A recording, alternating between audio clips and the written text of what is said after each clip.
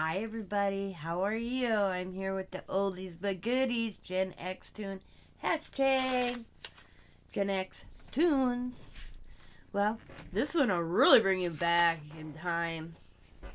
It did me. You ready? Hey! Fat Albert, guys.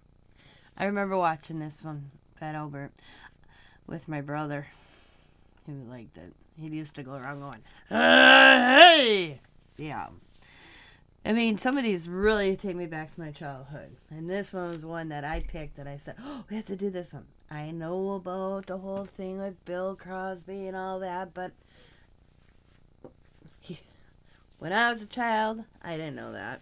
I never even thought that. I didn't, So, yeah, caught up to him later in life, but this is about the childhood, my childhood. So, this is Fat Albert, and I got the band in the background, and I got him popped out. Say, he pops out a little bit, going, hey! So that's April 10th, Fat Albert and the Crosby Kids. So thanks for watching, everybody. Hope you enjoy these. Bye for now.